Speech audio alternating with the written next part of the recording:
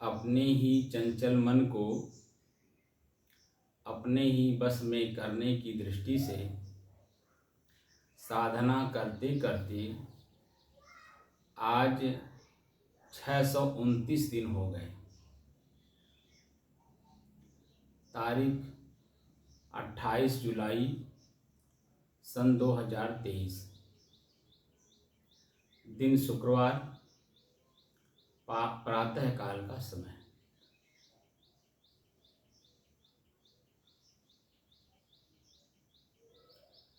साधना का मतलब होता है चलना, एक एक परग चलना, अभ्यास करना। चलने का मतलब अभ्यास करना। जैसे कई शहर हैं, ठीक है ना जी। जिस जगह आप रहते हैं वह भी एक शहर है, वह भी एक जिला है, एक मंडल है। बस्ती जी, यूपी का, उत्तर प्रदेश का बस्ती एक शहर भी है, एक जिला भी है और एक मंडल भी है। इस मंडल में 3 जिले आते हैं, बस्ती, संत कबीर नगर और सिद्धार्थ नगर। और भारत में, पूरे भारत में जब देखा जाए तो अनेकों शहर हैं, ठीक है ना जी। लेकिन हर शहर भारत की राजधानी नहीं होती है, ये है नहीं। भारत एक देश है, उसकी राजधानी दिल्ली है। बाकी शहर जिले हो सकते हैं, मंडल हो सकते हैं, ठीक है ना जी। अर्थ मतलब रुपया कमाने की दृष्टि से एक शहर हो सकते हैं, फैक्ट्रियां हो सकती हैं, सब कुछ हो सकता है, लेकिन भारत की राजधानी नहीं हो सकती। आप अपने घर से यानी बस्ती जिले में मोड़ घाट गांव से निकलकर एक लक्ष्य बनाते हैं आपकी फला शहर को हमें जाना है, ठीक है ना जी। आपका गोरखपुर है, बस्ती है, अयोध्या है, अयोध्या आजकल अयोध्या है, बाराबंकी है, लखनऊ है, ये बड़े बड़े शहर।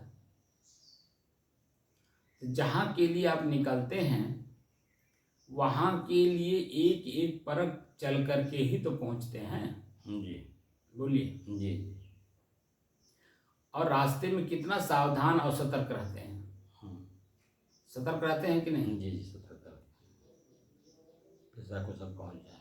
ये उदाहरण इसलिए दिया ताकि बहुत सहजता से बात को समझ में आ जाए।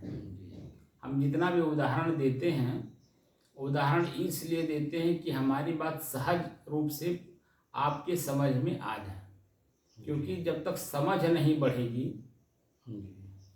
तब तक हम जो क्रिया कर रहे हैं उसमें संतुष्टि नहीं होगी, हो जाती है जी नहीं। उदाहरण देने का मतलब है कि हमारा एक जो शरीर है, ठीक है ना, जो हमारा शरीर है यह एक देश है, ठीक है ना।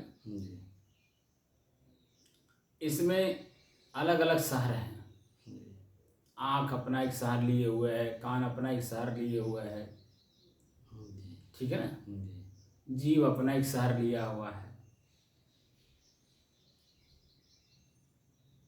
हम साधना करने बैठे हैं तो साधना करने के लिए यानी ये जो हमारा शरीर है हमारे बस में हो, हमारे शरीर के सारी इंद्रियां हमारे बस में हो, ठीक है ना।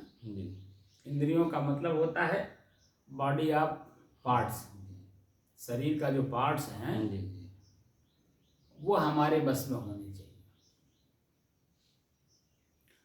अब देखिए, किसी भी शहर को जाने के लिए एक लक्ष्य होता है, ठीक है ना।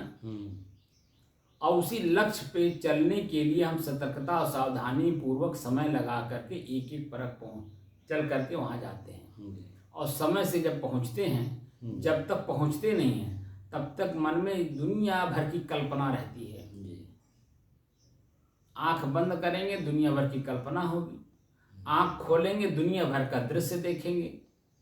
और रास्ते चलते समय आप किस साधन से जा रहे हैं, तो जिस साधन से भी जा रहे हों, मान लीजिए अपने ही साधन हो और दो ही लोग उसमें बैठे हों, चाहे ड्राइवर और आप या 2-3 लोग और बैठे हों, तो देखेंगे कि जितने लोग हैं उतनी बात बोलते रहेंगे तो आपका कान सुनता रहेगा, और कान सुनता रहेगा तो मन भ्रमित होता रहेगा।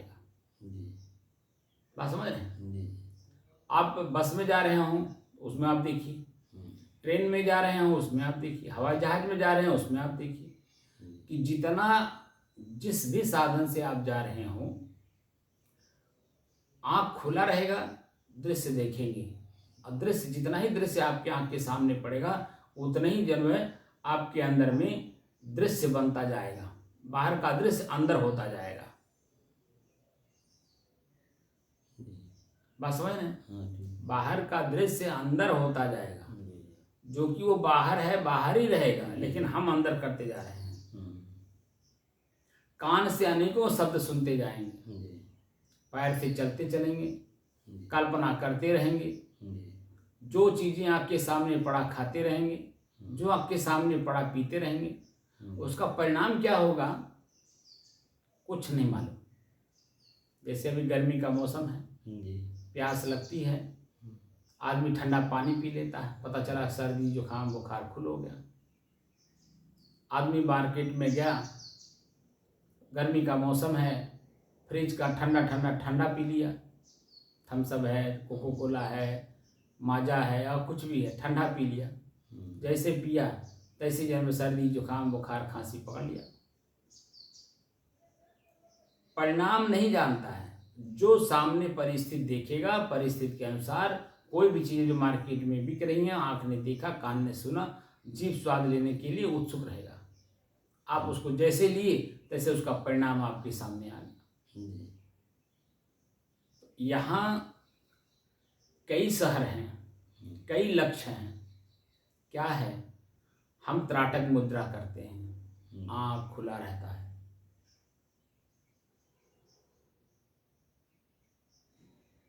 आँख खुला, एक एक दृश्य हमारे सामने पड़ते हैं। लगातार हम देख रहे हैं तो हमारी नसें जब हमको अनुभव करा रही हैं कि तनाव में आ रही हैं, आँख की नसें तनाव में आ रही हैं, दर्द होने लगा, पलकें गिर नहीं रही हैं तो पलकें अपने आप में परेशान हो रही हैं, लगातार हम देखने में लगे हैं। ये एक दृश्य है, एक शहर को जाने के लिए दृष्टा एक साधन है। हमें जाना कहाँ है? दृष्टा और दृश्य एक होना है। लेकिन जब आँख खुला रहेगा, दृष्टा दृश्य एक कैसे होगा? लेकिन इसी में हमें कुछ मिलता है। क्या मिलता है? दर्द, पीड़ा, आनंद की अनुभूति। ये हमारे रास्ते के रोड़े हैं, इनसे सावधानी बरतनी है, लगातार चलने हैं। और इसमें क्या मिलेगा? सिद्धियां मिलने लगेंगी, क्योंकि लगातार देखने से आपको मोहिनी मंत्र, लोग कहते हैं मोहिनी मंत्र का सिद्धि मिलने लगती है कि जिसको भी आप लगातार देख लेंगे वो आपसे आकर्षित हो जाएगा, मोहित हो जाएगा। बस समझ लें। तो हमको उधर नहीं जाना, हमको ये देखना कि हमारे आँख से हमें क्या मिल रहा है। तो पहले आनंद की अनुभूति जैसे खुलेगा, लगातार देखने के लिए आप बैठेंगे तो सबसे पहले आनंद की अनुभूति होगी। जब मन हमारा शांत रहता है तभी ऐसा होता है, आनंद की अनुभूति होगी। और जैसे जैसे समय बीतता जाएगा वैसे वैसे जो है हमारी आँख में दर्द महसूस होना शुरू हो जाएगा, तनाव महसूस होना शुरू हो जाएगा, कड़कना, दर्द होना। ठीक है ना? ऐसा होता है कि नहीं होता है? ये होता है। ये प्राप्त होना शुरू हो जाएगा। तो ये आगे चल करके देखते देखते देखते आंखें अपने आप चढ़ जाएंगी और आप अपने आप में लीन हो जाएंगे, आंख अपना काम करना बंद कर देगा।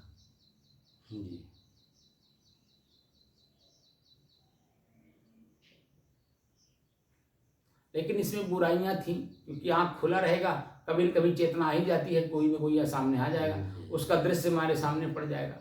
इसीलिए आंख बंद करने के लिए कहा गया। आंख वाले के बाद फिर कान में चले गए, कान से अनहद नाद सुनने लगे, कान को बंद करके।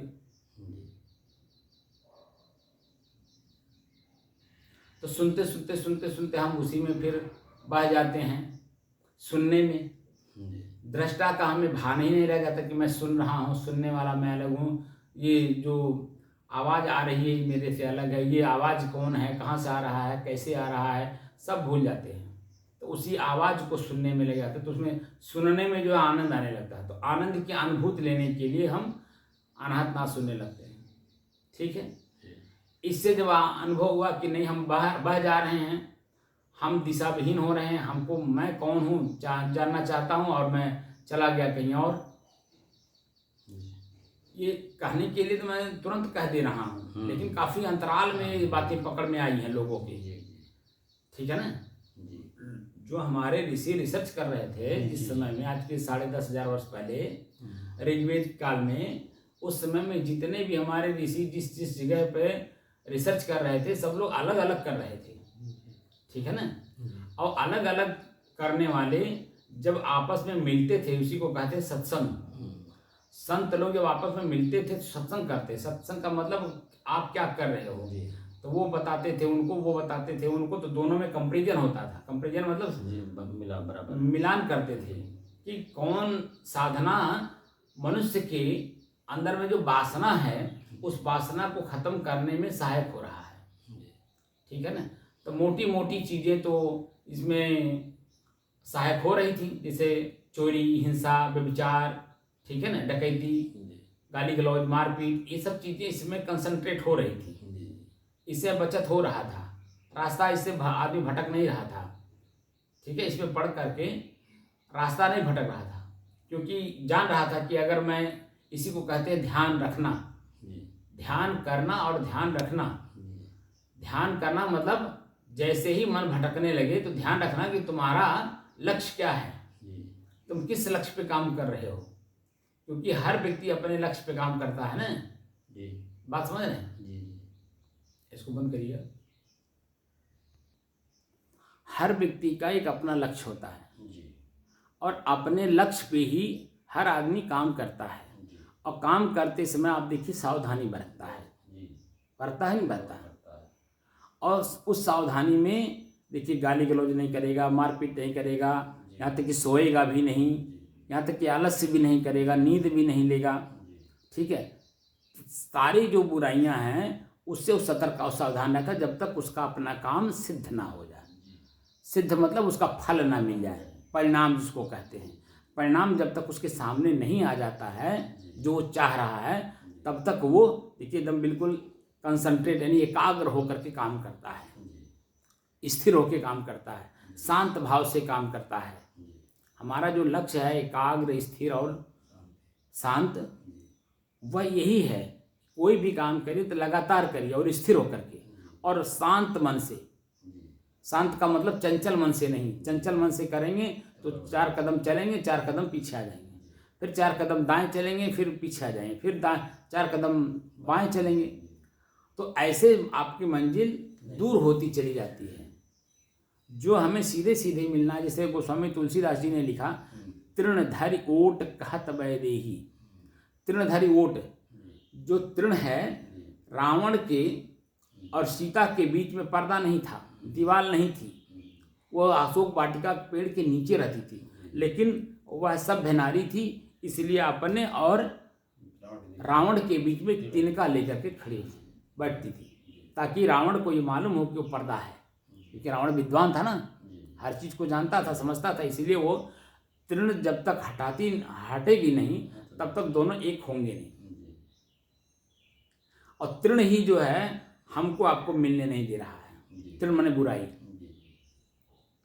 ठीक है, अब बुराई जैसे हटा दीजिए तैसे जन्म मिलन हो जाएगा, यानी अपने आप से मिलन हो जाएगा। ठीक है ना, तो रावण मतलब बुराई था, इसीलिए वो तृण। राम मतलब अच्छाई, इसलिए उनके पीछे पर्दा नहीं था। तृण सीता राम के सामने नहीं रखती थी, रावण के सामने रखे। रावण क्योंकि बुराई है, इसलिए वहां तृण रखना जरूरी, क्योंकि बुराई मेरे अंदर में छू ना जाए। अगर हम तृण हटा देते तो बुराई ही छू जाती, और जब बुराई छू जाती तो क्या होता, जैसे आज एक प्रक्रिया वर्तमान में चल रहा है, ज्योति मौर्य और आलोक मौर्य का, जो कि दोनों पति पत्नी हैं, हमारी भारतीय संस्कृति का प्रतीक है, हर चीज़ है। और जो उनमें अपना तृण सामने ला करके तृण हटा दी। बुराई सामने आने के बाद अपने अंदर में जो लज्जा है, लोक लाज, सबसे बड़ा गुण स्त्री का है लज्जा। ये पूरा हमारा भारत जानता है, ठीक है। वो चाहे पढ़ लिख ले, चाहे अनपढ़ हो, चाहे जैसी भी हो, उसका सबसे बड़ा गुण है लज्जा। और जब लज्जा बुराइयों के सामने से हट गया तो बुराई स्वाभाविक है आपके जीवन में आना, तो आपका जीवन जो है बेकार हो जाएगा, मिट्टी में मिल जाएगा। लेकिन सीता ने अपने जीवन में बुराई को आने नहीं दिया, इसलिए तृण लेकर के बात करती थी, ठीक। लेकिन यहाँ हम लोग साधक हैं, ठीक है, साधक हैं, तो साधना में हमें अपने आप से मिलना, इसलिए बुराइयों का जो तृण सामने है उसे हटा देना, अपने आप में मिल जाना है। वहाँ दूसरी प्रक्रिया लागू होगी, यहाँ दूसरी प्रक्रिया लागू होगी। जैसे हम लोग बैठते हैं, अभी बैठ जाएंगे तो मन एकदम लीन हो जाएगा अपने आप में। आँख जैसे बंद होती है अपने आप एकदम हम लोग, अब देखिए वहाँ पे कोई चीज़ है, आँख से देखा हुआ दृश्य नहीं है, कान से सुना हुआ शब्द नहीं है, जीभ से लिया हुआ स्वाद नहीं है, पैर से हम चल नहीं रहे हैं, हाथ से कुछ दे रहे हैं, यानी हमारी इंद्रियां हमारे बस में हैं और एकदम शांत भाव से हैं। और यहाँ तक कि अपने आप का, अपने शरीर का ज्ञान भी नहीं रह जाता है। अब पहले की अपेक्षा अब देखिए कितना आनंद आता होगा। पहले बल्कि कल्पना होता रहा होगा, शुरू में बैठने में दिक्कत भी होती रही होगी, पैर में दर्द, सर में दर्द, पेट में दर्द, पीठ में दर्द, कहीं न कहीं कुछ न कुछ आपको अनुभव कराता था। लेकिन अब वही देखिए, बैठते अभ्यास करते करते, एक एक कदम चलते बढ़ता जा रहा है। अब देखिए अपने शरीर में कितनी आनंद की अनुभूति होती है। जितनी देर हम बैठना चाहे उतनी देर बैठ लें। अभी तो हम लोग 2 घंटा बैठते हैं, जितना देर चाहे उतना देर बैठ लें। विपश्यना में आप जब जाएंगे तो वहाँ 10 दिन लगातार बैठने के लिए ही तो कहते हैं, तो वहाँ 3 दिन 4 दिन तक तो हमारा शरीर मालूम पड़ता फट जाएगा, दर्द इतना होता है, क्योंकि कभी बैठे रहते नहीं हैं, वहाँ लगातार बैठने के लिए कहते हैं। और एक ही बात कहते हैं, अंदर से अपने मन के द्वारा अपने श्वास को देखिए, फिर उसके बाद पहले तो इसको बोलते श्वास को देखने मतलब आनापान, अपने श्वास को देखना, आनापान मतलब आना और जाना, हमारा श्वास कैसे चल रहा है, इस प्रश्न का उत्तर उसमें देते हैं। तो उस प्रश्न का उत्तर जब देते हैं तो आप बार बार अपने श्वास को नहीं देख पाते, क्योंकि शरीर में दर्द। पहले तो बाहरी कल्पना में जाते हैं, बाहरी कल्पना जब शांत होता तो शरीर में आता है। शरीर में आने के बाद जो अपने शरीर में पैर में दर्द, पीठ में दर्द, कमर में दर्द, सर में दर्द, यहाँ दर्द, वहाँ दर्द, ठीक है, तो उससे जन्म निजात दिलाते हैं। तब जा करके आपको अब वेदना संवेदना के आधार पे पूरे शरीर में घुमाते हैं, शरीर के तलवे से लेकर के अब पाँव के नाखून के, पाँव का जो अंगुली है नाखून, वहाँ तक ले जाते हैं कि कहाँ दर्द हो रहा है और कहाँ आनंद की अनुभूति हो रही है। वेदना का मतलब कष्ट होता है, यानी दर्द पूरे शरीर में कहाँ कहाँ, जिस अलंग से आप चलते हैं, दाहिने से चलेंगे तो दाहिने पूरे अलंग नीचे तक ले जाएंगे, आप बाएं चलेंगे तो बाएं पूरे अलंग में नीचे तक ले जाते हैं। यहाँ देखो कहाँ दर्द हो रहा है, तो मन, आँख बंद है, मन से देखना है।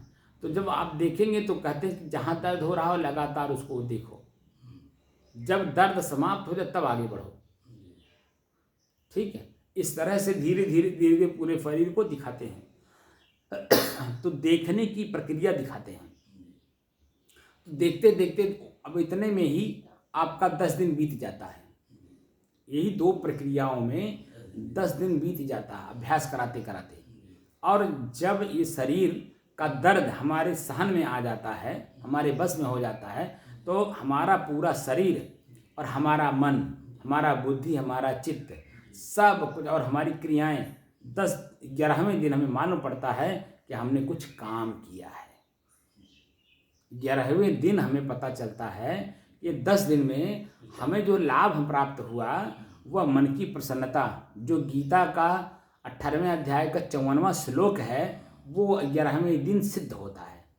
क्या सिद्ध होता है? ब्रह्मभूत है प्रसन्नात्मा, न सोचति न कांक्षति, समः सर्वेषु भूतेषु मद भक्तिम लभते पराम। वो 11वें दिन हमें प्राप्त होता है। जो हमारा लक्ष्य है, जो हमारा टारगेट है, वो लक्ष्य क्या है? पूरा शरीर, हमारे दर्द जो शरीर में था वो शरीर दर्द से मुक्त हो जाता है, आनंद की अनुभूति होती है, प्रसन्नता, मन प्रसन्न रहता है। और इतना मन प्रसन्न रहता है कि मन में कल्पना होती है कि हम अपने नात पात रिश्तेदार को भी यहाँ भेजें और भेज करके उन लोगों की साधना कराएं, ताकि उनके मन में जो पाप है, जो ये है, वो है, ऐसा है, वैसा, वो निकल जाए। ये आता है। तो हम लोगों को जो प्राप्त करना है, मुझे अपने आप को प्राप्त करना है, न कि हमें आनंद की अनुभूति। हमें वो तो फिर आगे भी उनकी प्रक्रिया है। जैसे 10 दिन के बाद वो 20 दिन का भी कराते हैं, ठीक है। 10 दिन में जब परिपक्व हो जाता आदमी तब 20 दिन का कराते हैं, फिर 50 दिन का भी है। इस तरह से वो बढ़ाते हैं धीरे धीरे धीरे धीरे। जो उसमें लगन पूर्वक वास्तव में अपने आप तक जाना चाहता है तो वो 6-6 महीने का कोर्स उसमें है, वो कराते हैं। लेकिन 10 दिन का तो अभी वो बच्चे जैसा, जैसे स्कूल में बच्चा जाता है, हाँ नर्सरी, और वो रुकना नहीं चाहता है, रोता है, गाता है, चिल्लाता है। गाता तो नहीं, चिल्लाता है, रोता है, खूब बिलख बिलख रोएगा, टट्टी पेशाब भी कर देता है। पहले दिन बच्चा जाएगा 5 दिन तक तो ऐसे ही करता है, इतना रोएगा कि पूछिए मत। लेकिन माता पिता ले जा करके स्कूल में छोड़ना बंद नहीं करते। धीरे धीरे धीरे धीरे उसको मालूम हो जाता है कि हमें यहीं आना है, रोज आना है, तो रोना किस बात का, ये उसके मन में स्थिरता आ जाती है। फिर उसके बाद धीरे धीरे वहीं अपने मास्टर से और अपने बच्चों से थोड़ी थोड़ी धीरे धीरे उसका मोह बढ़ने लगता है। धीरे धीरे धीरे धीरे कोई महीना दिन जाते जाते उसके बाद माता पिता अगर रोकना भी चाहते हैं तो नहीं रुकता है, क्योंकि उसको मालूम हो गया कि यही हमारा लक्ष्य है, पढ़ना है, ठीक है। तो ऐसे ही इसमें भी हम लोग कराते हैं। अगर वास्तव में जिसको मोक्ष चाहिए, ये साधना वास्तव में उनके लिए है जो जन्म और मरण से अपने आप को छुटकारा पाना चाहते हैं। क्योंकि दुख क्या है? जन्म लेना और मरना, जन्मत मरत दूसरा दुख होई, ठीक है ना। जन्मत मरत दूसरा दुख होई, ये जो शब्द है इसी का मतलब उपचार, जो दुख है, दूसरा दुख है, इसका उपचार है। तो जो वास्तव में लगन पूर्वक चलता है लास्ट तक, यानी मरने के पहले तक, इसमें सतर्कता और सावधानी बरतता है, तो वो उसको मोक्ष मिल जाता है निश्चित तौर पे। लेकिन लगन होनी चाहिए। जैसे विद्यार्थी के अंदर में जब धीरे धीरे लगन होने लगती है तो माता पिता रोकते भी हैं, फिर भी नहीं रुकता है। कितना इमरजेंसी हो, शादी ब्याह हो, मरने करने पड़ जाए, फिर भी बच्चा नहीं रुकता है। वो तो उस दिन रुक जाता है जिस दिन एकदम मेन रहता है, उस दिन भले रुक जाए, बाकी रुकना नहीं चाहता है। ऐसे ही जब हमारे अंदर में लगन हो जाएगी, ठीक है, तभी तो जब बच्चा लगन से पढ़ता है तभी तो डॉक्टर, वकील, अफसर बनता है, कि अब कोई अच्छा नागरिक बनता है। और अच्छा नागरिक बनकर के समाज का अच्छा कार्य करता है, लोगों को अच्छा चेतना देता है। जितने भी बड़े बड़े पदों पर बैठे हुए लोग हैं वो सब क्या हैं? हम जैसे बिगड़े हुए लोगों को अच्छा बनाने के लिए बैठे हुए हैं। सब कुछ हमें संसाधन उपलब्ध कराते हैं और कहते हैं भैया अच्छा मानव बनो, अच्छा मानव बनो, अच्छा मानव बनो। तो वो कभी संत थे, वो भी साधना किए हैं उस लेवल पे जाने के लिए। साधना करते करते करते करते उस लेवल पे गए, ऐसे नहीं गए हैं वो। आज जो बड़े अफसर हैं उनको कम से कम हजारों जन्म लेना पड़ा होगा उस पद पे जाने के लिए, और हम अचानक उसको लेना चाहें तो दोष किसका है? अपना दोष है, क्योंकि हम तुरंत लेना चाहते हैं, मेहनत नहीं करना चाहते। लेकिन जब हम आकलन करते हैं अपने अंदरूनी, तो हमारे अंदर जो कमियां उन्होंने दूर किया है वो कमियां भी हमारे अंदर में है। हमने अभी अपनी कमी पूरी नहीं, दूर नहीं की, तो वहाँ जो हम पहुँचेंगे कैसे? बोलिए। तो इसलिए अंदर की अपनी ही साधना मतलब होता है साधना, अपने अंदर की बुराई दूर करना, मन को शांत करना, चंचल मन को एकाग्र करना, स्थिर करना और शांत करना। और शांत कर लेने के बाद जानते क्या होता है? अपने ही चरित्र को पढ़ने का मौका मिलता है। जब मन शांत रहता है तभी तो हम अपने आप को पढ़ते हैं। जो गरीब है, गरीब वास्तव में इस लेवल पे है, वो अपने आप को पढ़ता है, इसलिए धीरे धीरे मेहनत करता है। पहले खांची ढोएगा, माटी फेंकेगा, गारा देगा, ईंटा ढोएगा। अब देखिए वही शांत मन से करता है, धीरे धीरे धीरे धीरे धीरे करते करते करते ये जो सबसे बड़े धनाढ्य आज आपको दिख रहे हैं, ये लगातार ऐसे करने से मिले हैं, आज दिखाई दे रहे हैं। इनको भी हजारों जन्म लगा होगा, हजार जन्म या 1500 जन्म या 2000 जन्म लेने के बाद तब वो इस लेवल पे हैं। पूरा एक एक जीवन खत्म कर दिए हैं, तब जाकर के आज उस लेवल पे दिखाई दे रहा है। और हम अभी शुरू किए नहीं, तुरंत ही पाना चाहते हैं, कैसे हो जाएगा? जानकारी नहीं है, भूल नहीं, जानकारी नहीं है। क्योंकि एक दिन जो कल बीत गया उसमें हमने क्या क्या किया, शाम के टाइम आकलन करते ही नहीं है। और आकलन नहीं करते हैं, इसीलिए दूसरे दिन हमारा क्या काम छूटा है वो करते ही नहीं है, इसीलिए वो अधूरा रह जाता है। पूरा जीवन अधूरा रह जाता है, हर काम अधूरा रहता है। आम जनता, ज़्यादातर आम जनता क्यों है? उसी आम जनता के बीच से ही निकल करके तो अफसर बना जाता है, जिम्मेदार पदों पर, उसी आम जनता में से। तो आम जनता के बीच में हम आप भी तो हैं, तो उसी में से धीरे धीरे धीरे धीरे धीरे धीरे धीरे एक एक घंटा काटते काटते काटते काटते आज हम लोग इस लेवल पे पहुंचे हैं। एक एक 2-2 घंटा सुबह शाम काट काट करके समाज का, तब तो इस लेवल पे पहुंचे हैं। अगर ये अभ्यास ना करते तो कैसे आते?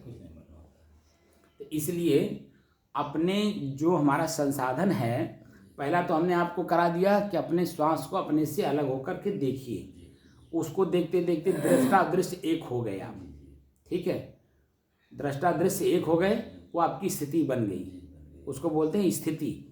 उसके आगे पीछे आत्म स्थिति, केवल स्थिति, ये सब कुछ नहीं, स्थिति शब्द आती है। यानी पानी पानी में मिल गया तो पानी का कोई नाम नहीं रह गया, पानी पानी में मिल गया। लेकिन पानी का नाम अलग तब हो जाएगा किसी में रंग डाल दिया है।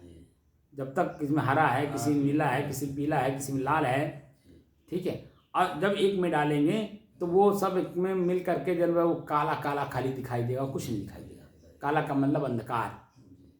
ऐसी हमारी इंद्रियां हैं, हम इंद्रियों के हाथ बिके हुए हैं, इसीलिए हमारा पूरा जीवन अंधकार में दिख रहा है। हम जब एक एक इंद्रियों को अपने बस में करने लगते हैं तो धीरे धीरे धीरे धीरे पानी साफ होने लगता है। अब पानी साफ होकर के स्वच्छ हो जाता है। अब पानी में डाल दीजिए तो कहीं कुछ दिखाई नहीं देता है, दिखाई देता है। ऐसे हमारी इंद्रियां जब हमारे सारे अपने बस में हो जाएंगी, एक हो जाएंगी, मन के अधीन हो जाएंगी, तो ये सब जहाँ हम चाहेंगे अचानक वहीं हम लगा देंगे। बात समझ? इसलिए जो है अभी श्वास को दिखाया, अब त्राटक मुद्रा करा रहे हैं। अब त्राटक मुद्रा में 10 मिनट हो गया ना, 10 मिनट तक आप बैठना आप प्रारंभ कर दिए। अब जो है उसमें जितना बढ़ाएंगे तो देखिए आँख के अलावा, आँख ही खाली खुला रहेगा, कान बंद रहेगा, हाथ बंद रहेगा, सारी बंद रहेंगी। हाँ, और आपके मन में कोई कल्पना भी नहीं रहेगी, बस खाली अपने आँख पर रहेगा। हाँ, आँख देखे जरूर, लेकिन महसूस करे क्या हो रहा है। आँख खुला है, लेकिन हमारा मन जो है वहाँ नहीं रहना चाहिए। हमारा मन हमारे पास महसूस जो करेगा वो मन जो करेगा, तो हमारे पास जब रहेगा तो हमें हमारी आँख में तनाव मिल रहा है, दर्द मिल रहा है, करक रहा है, क्या हो रहा है, क्या आनंद की अनुभूति लग रही है। जब तक आनंद की अनुभूति होगी तब तक पलकें गिरेंगी नहीं। अब जब पलक गिरने का मतलब हुआ कि कहीं ना कहीं कुछ न कुछ मिल रहा है। क्या मिला है? दर्द मिल रहा है, तनाव मिल रहा है, ठीक है, करक रहा है, कुछ न कुछ मिलेगा। तब उसके बाद धीरे धीरे धीरे धीरे से बंद कर लीजिए।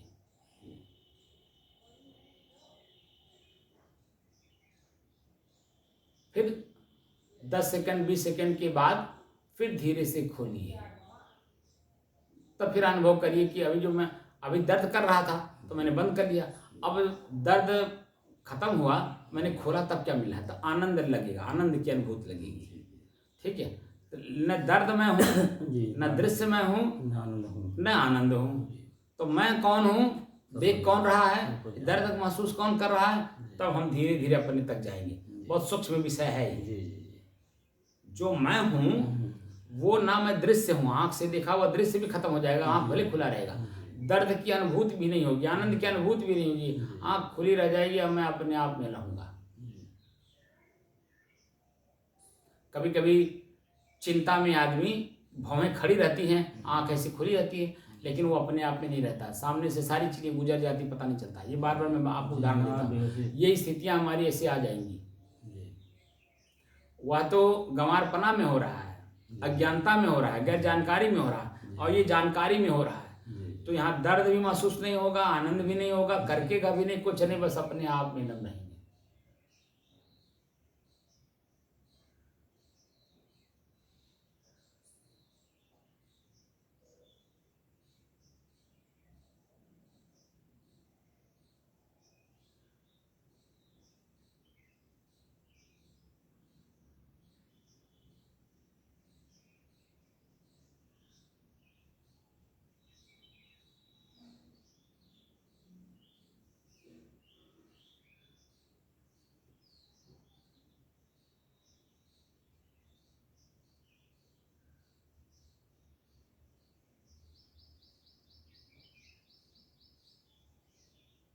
यहाँ आपकी पुतली कब अपने आप बंद हो जाएगी, आपको पता भी नहीं चलेगा। अरे एकदम मस्ती, क्योंकि पानी पानी में मिल गया। यानी मैं स्वयं जो धर्म, इसी को कहते हैं, धर्म स्वभाव को कहते हैं ना, धर्मो रक्षति रक्षित है। ये जो हमारी शांति की स्थिति बन गई है, इसी की रक्षा हमें करना है। तो आँख से बहुत ज़्यादा देखना नहीं है, कान से बहुत सुनना नहीं है, पैर से बहुत चलना नहीं है, हाथ से बहुत कुछ करना नहीं है, जीभ से बहुत स्वाद नहीं लेना है, जीभ से बहुत भोजन नहीं करना है। ज़्यादा भोजन पेट को दे देंगे तो आलस आएगी, निद्रा आएगा, आपकी अपनी चेतना रही नहीं जाएगी, अपने आप में रहेंगे ही नहीं। तो वो फिर वो जो आम आदमी है उसी तरह से आप ही हो जाएंगे। यहाँ हर चीज़ धीरे धीरे धीरे हमारे बस में होता जाएगा, हर चीज़ हमारे बस में होता जाएगा, और वही हमारा अपना चीज़ होगा, क्योंकि अभी तक हमने छूट दे दिया। ठीक है, मैं स्वयं राजा हूँ, ये सब मेरे बस में है। मैं जब चाहूँगा, जहाँ चाहूँगा, जितना चाहूँगा, जिस रूप में चाहूँगा उतना प्रयोग करूँगा। बाकी इनके ऊपर कोई छूट नहीं। जो राजा चैतन्य रहता है, उनके अपने मंत्रिमंडल, उनके कार्यकर्ता सब जगह के चौकन्ना रहते हैं। ऐसे ही जो हमारा शरीर है, ये हमारा राज्य है, इस राज्य का मैं स्वयं राजा हूँ, मैं स्वयं राजा हूँ, लेकिन स्वयं राजा होने का ज्ञान नहीं है। इसलिए हमारी सारी चीज़ें हमसे बाकी हुई हैं, हमसे अलग हैं, हमारी कहना सुनती ही नहीं, बल्कि उल्टा हमें भी समझा देती हैं। अरे वहाँ जाओगे नहीं तो काम बहुत नुकसान हो जाएगा, अरे हम काम हाथ से करोगे नहीं तो बड़ा भारी नुकसान हो जाएगा। खाली नुकसान दिखा दिखा के वो फायदा पाने के लिए करा देगा, और जब आप जाएंगे तो फायदा होगा तो नुकसान नहीं होगा। तो दिन होगा तो रात होगा ही, जब जन्म लेंगे ही तो मरण होगा ही, सुबह होगा तो शाम होगा ही, दिन होगा तो रात होगा ही, रात हुआ है तो दिन होगा ही। ये क्रम जो चल रहा है, ये क्रम चलता रहेगा, और हम चले हैं इसी क्रम को तोड़ने। क्या करने चले हैं? मुक्ति का मतलब होता है क्रम को तोड़ना। हम चले हैं क्रम को तोड़ने। तो आम आदमी में और मेरे में क्या अंतर रह जाएगा? उसी आम आदमी के बीच में मैं भी कभी था, किसी तरह से किसी के बताए अनुसार कुछ ज्ञान हुआ कि मैं ये नहीं हूँ, मेरा काम ये नहीं है, ठीक है, इस काम का परिणाम ये होगा, इस काम का परिणाम ये होगा। किसी ने समझाया, ज्ञान दिया, ज्ञान माने जानकारी दी, और जानकारी देने के बाद मैं उस पर चलने लगा तो एक खास आदमी बनने लगा ना, एक खास, उसी आम आदमी के बीच में एक खास आदमी बनने लगा, क्योंकि खास आदमी ने आपको समझाया। समाज का ही एक खास आदमी आपको बताया, आपके अंदर में वो चेतना आई, और वो चेतना के अनुसार आप काम करना शुरू किए, तो आप भी खास बनना शुरू किए। तो खास बनते बनते बनते आप भी समाज के खास हो गए। लेकिन वही काम आप भी जब करने लग जाएंगे आगे चल करके, तो आम में और खास में क्या अंतर रह जाएगा? जैसे बाबा रामदास आम खास बराबर हो गए। तो वो चीज़ें जो है हमें प्रभावित कर देती हैं। तो फिर हमारा वो जो कर्म हमने जो चले थे उतना दूर, फिर वापस आ गए। उसी को कहते हैं सुरहुर पेड़ अगाध फल, सुरहुर पेड़ अगाध फल, पंछी मरिया झूर, चढ़े तो चाखे प्रेम रस और गिरे तो चकनाचूर। इस यहाँ तक आने में मुझे 32 साल लग गया। अब कितना मैं चढ़ा बताइए?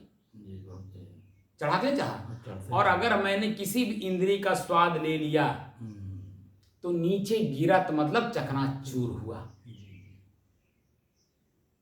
ऐसे बहुत उदाहरण हैं, हम किसका नाम लें? हाँ बहुत है, बहुत है, बहुत उदाहरण है कि नहीं? हाँ बहुत है।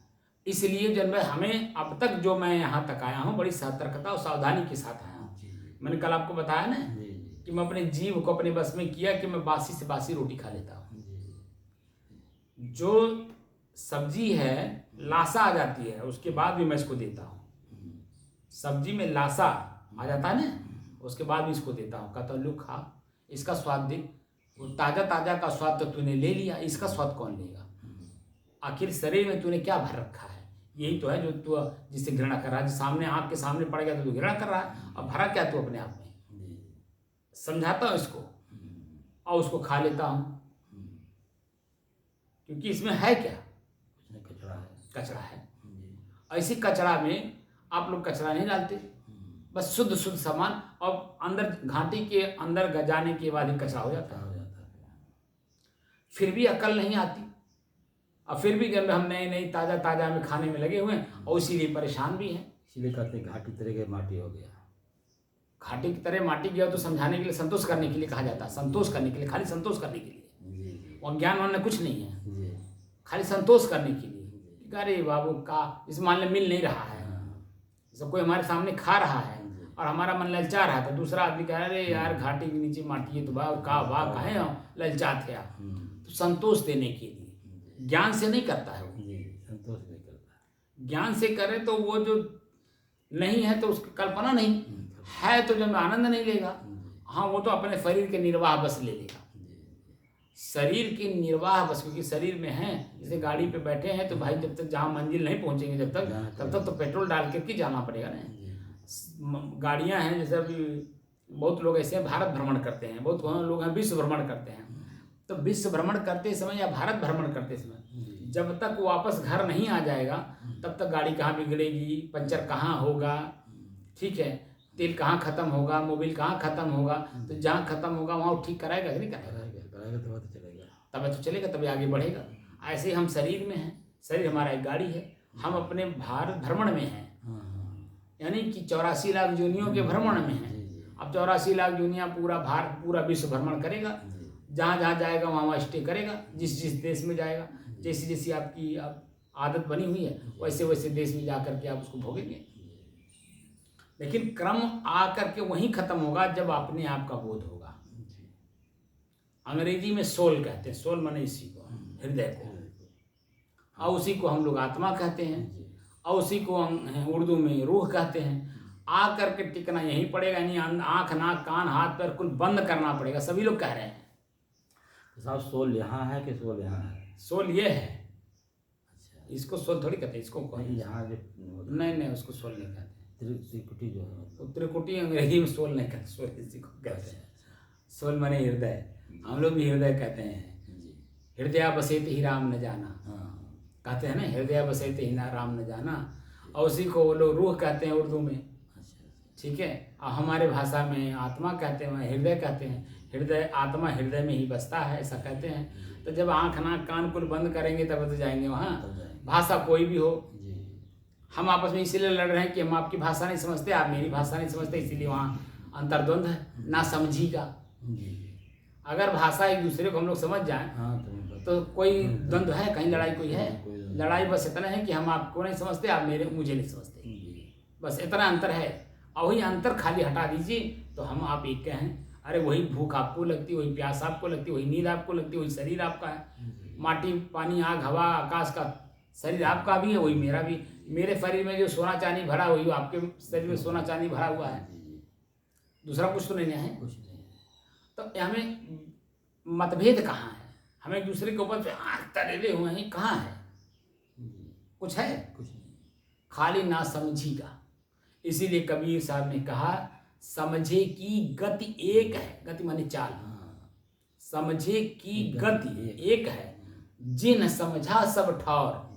अब कहें कबीर ये बीच के बल कहीं और के, उनको बालकवत बुद्धि कह दिया। जो आपस में धर्म मार्ग में आने के बाद भी लड़ते हैं, वो बाल बुद्धि है। तो बाल बुद्धि वाला व्यक्ति अभी तो क्या करेगा? हाँ, इसीलिए हर जगह साधना। आप देखिए मुसलमान लोग भी जन हमेशा जब जपते रहते हैं, क्या बोलते हैं उसको? तस्वीर। तस्बीह। हमारे यहाँ कंठी कहते हैं, उनके यहाँ तस्बीह कहते हैं। हर शब्द को आप देखेंगे, कुल मिला करके हम अपने चित्त को ही शांत करने में लगे हैं, मन को एकाग्र करने और चित्त को शांत करने। सभी लगे, सभी धर्म वाले लगे, सभी धर्म वाले। लेकिन यह है कि कोई एक दूसरे धर्म के बारे में पूर्ण जानता नहीं, इसीलिए वो समझा नहीं पाता है। बस इतना है। अपने बारे में भी नहीं, हमारे हिंदू धर्म के वर्तमान में बहुत से ऐसे लोग हैं अपने ही धर्म के बारे में किताबें नहीं पढ़ते हैं, जानकारियाँ नहीं रखते हैं, खाली चिल्लाते हुए हैं पीछे पीछे पीछे लग्गू बन के। तो इससे बात तो बनती नहीं। बात बनती जानने से, समझदारी आने से, खाली चिल्लाने से नहीं होता है। ठीक है, तो इसलिए हमें अपनी चीज को जानना है। तो वो चीजें सब जगह भरी पड़ी, कुरान में भरी पड़ी है, बाइबल में भरी पड़ी है। अभी मैंने जो लेख लिखता हूँ, एक आदमी ने मेरे मोबाइल पे लिख के भेजा कि ये गीता का श्लोक और पतंजलि का श्लोक सूत्र क्या लिखना जरूरी है। अब मैं उनको क्या समझाऊं बताइए। मैं उनकी बात का कोई उत्तर नहीं दिया, क्योंकि उनकी अब क्या है, कबीर साहब कोई परमात्मा, परम पिता परमात्मा ये वो सब मान लिए। ठीक है, मानिए, हम कहाँ कह रहे नहीं मानिए, लेकिन जिस बेस पे कबीर साहब वहां तक पहुंचे तो बेस को भी तो जानना चाहिए। बेस मूल चीज है। बेस मूल चीज है। जमीन रहबे नहीं करे, बिल्डिंग कहाँ खड़ा करोगे? बेस माने मूल है, होता है। बेस माने अंग्रेजी में बेस कहते हैं, हिंदी में मूल कहते हैं। मूल चीज आप जानेंगे ही नहीं तो बिल्डिंग कहाँ खड़ी होती है? जमीन पे ही तो। हवा में थोड़ी खड़ी होगी। हवा में खड़ा करके दिखाई तब आश्चर्य होगा। जब जमीन पर है तो उसका कोई आश्चर्य नहीं, क्योंकि आज के हजारों वर्ष पहले जाइए, 100 साल पहले जाइए, 200 साल पहले जाइए, आपसे अच्छी अच्छी बिल्डिंगें थी। ये तो अंग्रेज लोग आए, हमारी संस्कृति को ध्वस्त कर दिए अपनी संस्कृति लागू करने के लिए। वो लोग तो मन बना करके ही आए थे, वहाँ इंग्लैंड से आए थे, पूरी व्यवस्था के साथ आए थे कि अगर उनकी संस्कृति ध्वस्त नहीं की जाएगी तो हमारी संस्कृति वहाँ लागू नहीं होगी। ये पूरा व्यवस्था बना के आए थे, इसलिए उन लोगों ने लागू कर दिया। हम लोग समझ नहीं पाए, हमारे यहाँ के लोग समझ नहीं पाए, क्योंकि हम लोग छोटे छोटे राज्यों में बटे हुए थे और सब हमें एक दूसरे के आँख दिखा रहे थे। उसी का लाभ उन लोगों ने उठा लिया। समझ रहे? तो हमें अपने आप में, हमें आँख को तैरना नहीं है कान के ऊपर, कान को तैरना आँख पे नहीं, इन दोनों को मिला के नाक पे नहीं जाना है। हमें सबको अपनी यथास्थिति रखनी है, जो जहाँ है, जैसे है, जिस रूप में है वो वहीं रहे और हमें अपना काम करने दें। हमें जब इसकी जरूरत हो, जैसे हम आँख बंद किए हैं, तो हमें जब देखने की जरूरत होगी तो आँख खोल लेंगे। हम शांत भाव से बैठे हैं, हमें किसी की बात सुननी हो, आँख खोलेंगे और आँख से देख करके, कान से सुन करके उनकी बात को जवाब दे करके उनको भेज देंगे। हम न कि जब भीड़ में जाएंगे, जैसे भी आप कह रहे थे ना कि कान को कैसे बस में किया जाए, कान की साधना, इसमें कान की साधना, शब्द साधना की बात क्या था, तो शब्द साधना कैसे करेंगे? तो भीड़ में जा करके बैठना पड़ेगा। वही मैं आपसे कहा था कि भीड़ में कहीं जाने की जरूरत नहीं, अपने घर में बैठिए और अपने घर के पहले लोगों को बात सुनिए और सुनते सुनते अनसुना करने का वहाँ पे तरीका लीजिए अपने अंदर में ही। क्योंकि जब ज़्यादा सुनने लगते हैं ना तो अपने ही मन में उसके प्रति घृणा होने लगता है। कितना सुनबा, का सुनबा, रोज है वह करकच चले वाला बा। तो धीरे धीरे धीरे धीरे सहन करने की क्षमता बढ़ जाती है। लेकिन जैसे सुने आप, उसके जवाब दे दिए तो सामने वाला, आप तो कष्ट हो ही रहे हैं, वो तो कष्ट ही है, वो कष्टित पहले से ही है, तभी तो बोल रहा है। और वह शब्द पा करके आप भी कष्टित हुए तो दो चार हो जाएंगे वहाँ, तो लड़ाई झगड़ा, गाली गलौज, मारपीट कुल हो जाएगा। तो उसमें से एक आदमी को सहनशील बनना पड़ेगा। अब ज्ञानी वही माना जाता है, उसको प्रज्ञावान कहते हैं असल में, उसको बोलते हैं प्रज्ञावान, ज्ञानी नहीं कहते हैं, प्रज्ञावान कहते हैं। तो वो प्रज्ञावान तभी हो पाएगा सुन करके सहन करने की, जिसके अंदर में क्षमता बढ़ जाएगी। और बल्कि उसको जन्म है, जो खराब काम हो रहा है उसको अच्छा बनाने में जो उपयोग आता है, कर लेता है, उसको कहते हैं। जैसे किचन में महिलाएं जाती हैं, सब सामान रॉ मटेरियल कहते हैं, अंग्रेजी में रॉ मटेरियल, सारा सामान तो है लेकिन बिखरा पड़ा है। तेल अलग है, जीरा अलग है, मिर्चा अलग है, लहसुन अलग है, तड़का लगाने के लिए आपका पंचफोरन अलग है, प्याज अलग है, ठीक है, ये सब अलग अलग है। फिर सब्जी भी अलग है, दाल भी अलग है, चावल भी अलग है, आटा भी अलग है। सब कुछ अलग अलग एक में मिला के बना के थाली परोस करके आपके सामने प्रस्तुत करती है। अब देखिए वो ज्ञानी है कि हम ज्ञानी हैं? तो वही ज्ञानवान हमें बनना है। सामने वाले की प्रस्तुतिकरण देख करके हमें भी वैसे बनना चाहिए। हमारे यहाँ अपने उत्तर प्रदेश में मैं देखता हूँ एक ही थाली में इतना चावल भर देंगे दबा दबा के, उसके ऊपर रोटी 4-5 रख देंगे, सब्जी भी बगल में रख देंगे, दाल उसी में रख देंगे, उसी में अचार रख देंगे, उसी में सलाद रख देंगे, कुल इकट्ठा। और खाने वाला जैसे देखता है कजारी इतना, उसका भाषा देखिए, अरे इतना। अब पहले देख के बेचारा डर गया। आप यहीं पंजाब में जाइए, हम जब हरिद्वार रहे तो मैं जाने का मौका मिला, हरियाणा जाइए आप पंजाब जाइए, हरियाणा में भी अभी उतना वो नहीं है, लेकिन पंजाब में है। थाली खाली रहेगी, थाली के बगल बगल कटोरी में जितने भी सब्जियां बनाए रहेंगे, सलाद वगैरह सब अलग अलग रखे रहेंगे। थाली में अचार और सूखी सब्जी किनारे रख देंगे, सलाद रख देंगे, अब बाकी एक एक रोटी दे के और उसमें चम्मच रख देंगे। कटोरी में 1 चम्मच, 1 से 2 चम्मच वो आपको दे देंगे। अब सब कुछ अलग अलग रख देंगे और उसके बाद जब में एक एक रोटी आपको खिलाएंगे, ताज़ा ताज़ा बना करके एक एक रोटी खिलाएंगे।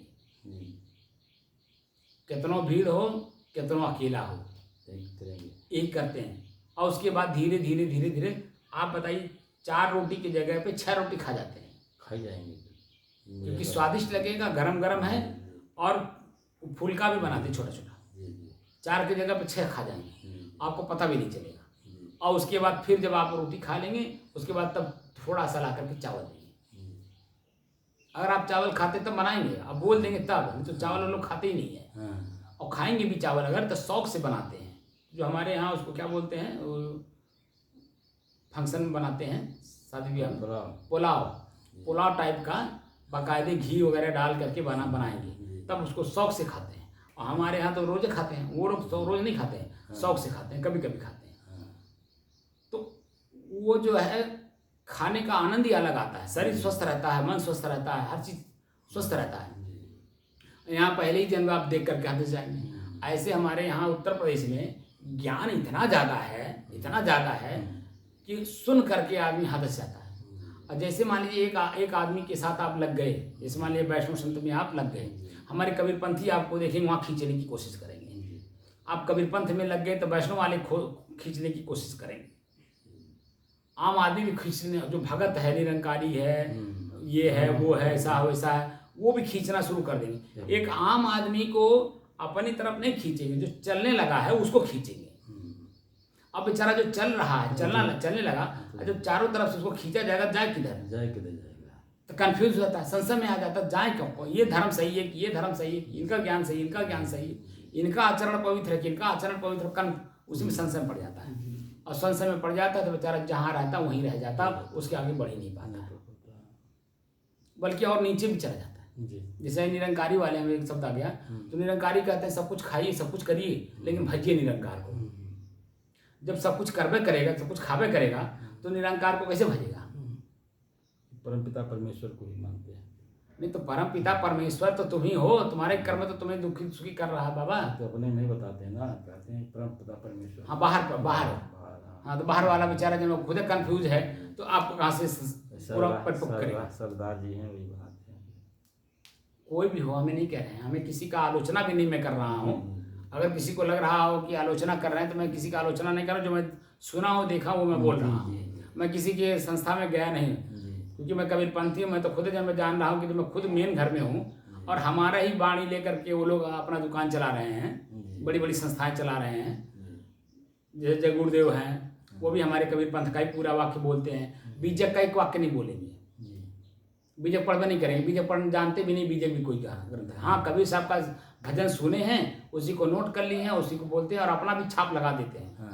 तो जय गुरुदेवा हो गए, निरंकारी हो गए, बाल जोगेश्वर हो गए, और कई लोग चले हैं, अभ्यास वाले हैं। और हमारे जो सिख लोग हैं उसमें मतलब 60% से ऊपर जो हमारी कबीर बाणी ही है उसमें। ठीक है, बोलेंगे वही सब कुछ करेंगे, लेकिन हमारी बात सुनबे नहीं करेंगे। वो हम ही को बल्कि अपने में मिलाना चाहते हैं, तो अपना संख्या से बढ़ाना चाहते हैं।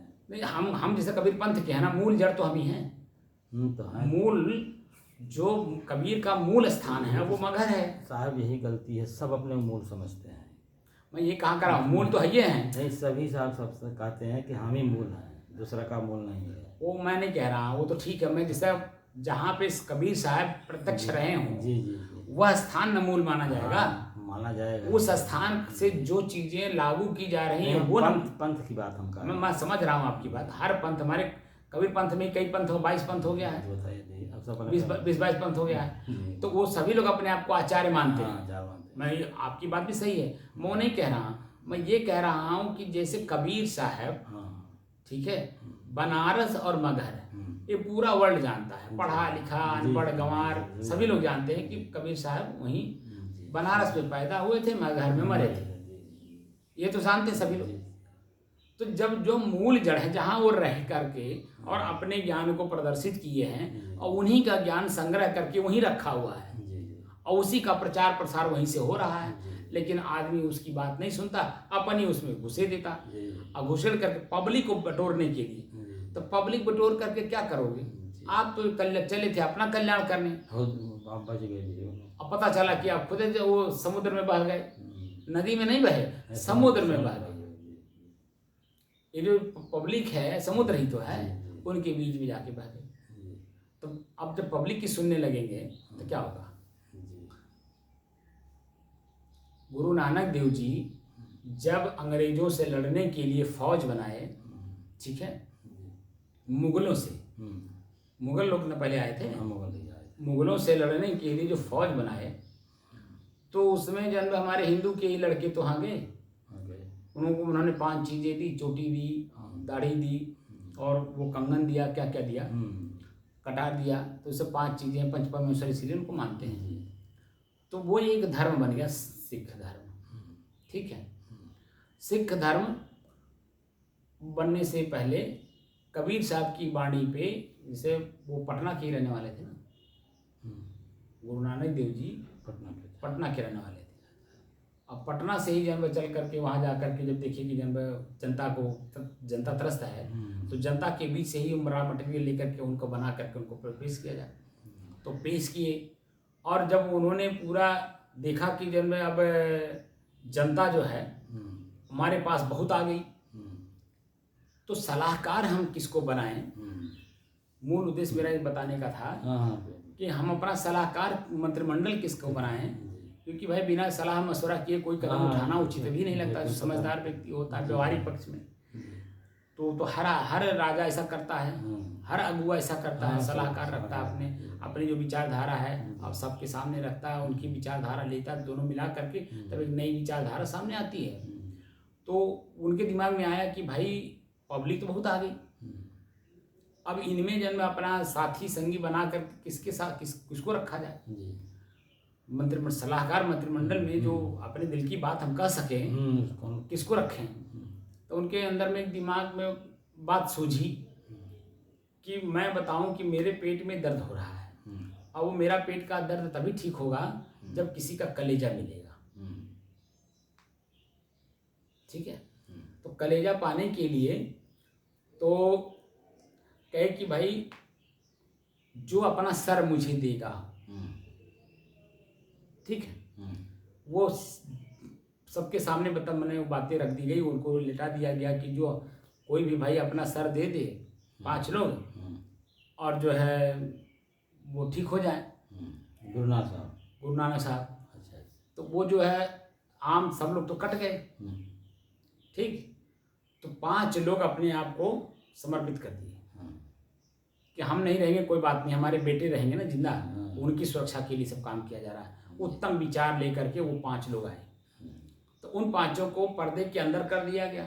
अब पर्दे के अंदर में बकरा काट के उनका सर थाली में रख करके सबके साथ वो ढक करके, ऐसा नहीं वो ओपन करके वो सबको दिखा दिया गया, भाई इनका सर काट दिया गया, ढक करके दिखा दिया गया। तो सबको विश्वास हो गया भाई उनका सर कट गया, और वो जो है फिर उनको ठीक करके सामने लाके खड़ा कर दिया गया सबके सामने। तो वो 5 लोगों को पंच परमेश्वर बनाया गया कि कोई भी मंत्रिमंडल का जो भी सलाह लेना होता था उनसे सलाह लेकर के ही तब वो सबके सामने ओपन होता था, तो उसी पे क्रिया कार्य होता था। जी।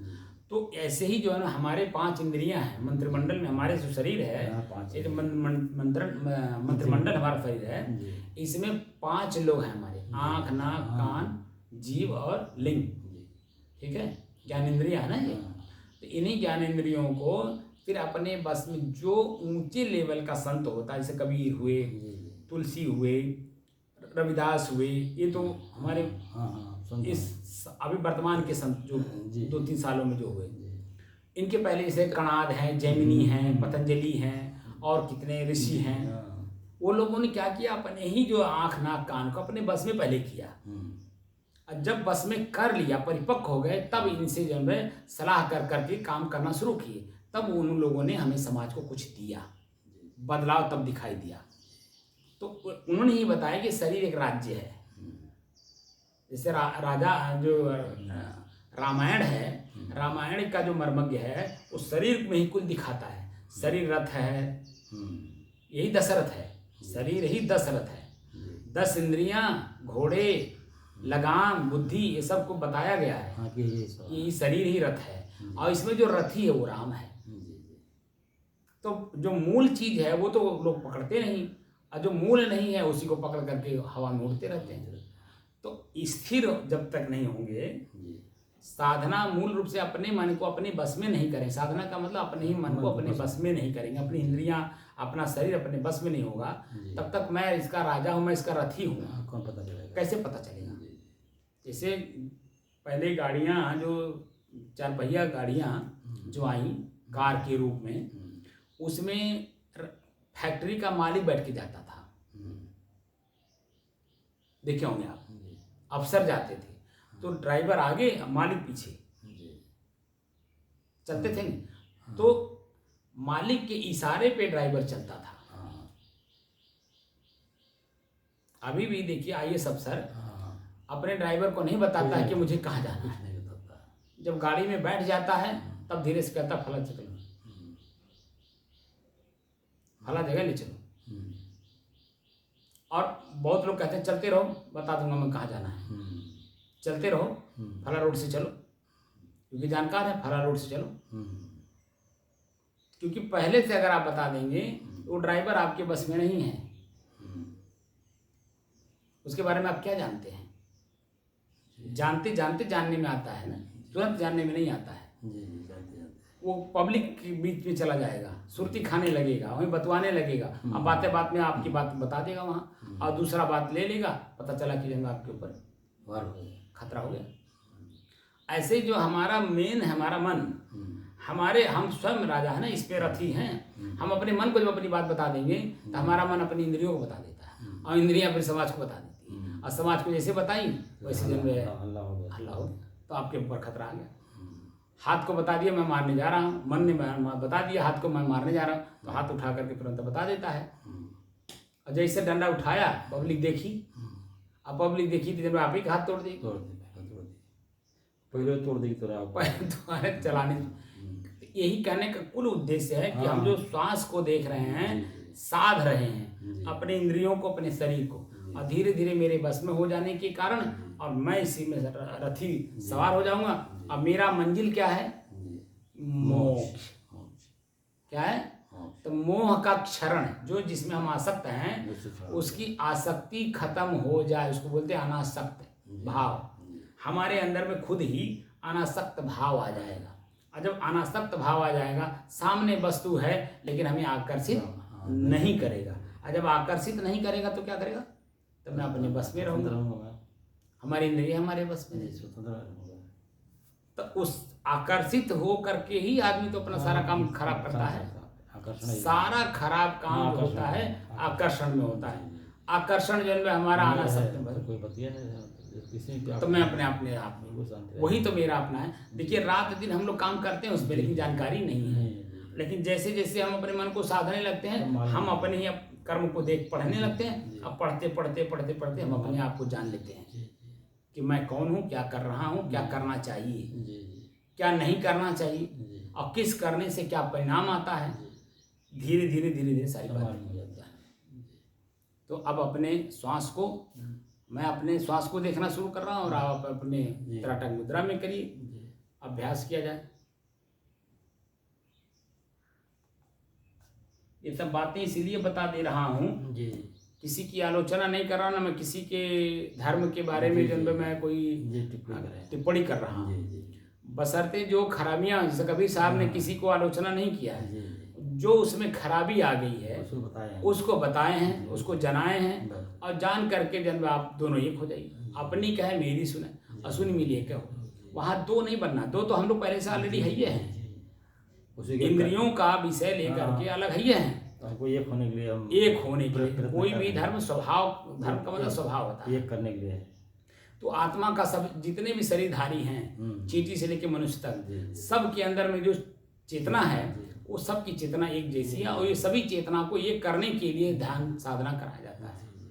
ये जो अभ्यास कराया जा रहा है सभी चेतना को एक करने के लिए, न कि अलग अलग करना। अलग अलग तो ही हैं, अपने अपने इंद्रियों में सब बिके हुए हैं, जी जी अपने ही शरीर के इंद्रियों के विषयों में बिके हुए हैं। ठीक है, इसलिए हमको जो है किसी को दुख देने के लिए या किसी का धर्म में अवहेलना करने की दृष्टि से मैं ये सब बातें नहीं बोलता हूँ, बशर्ते इसमें जो कमियां आ गई। धर्म तो मूल एक ही है, मनुष्य। हम खुद मनुष्य बने और मनुष्य बन करके हम सबको नमस्कार करें।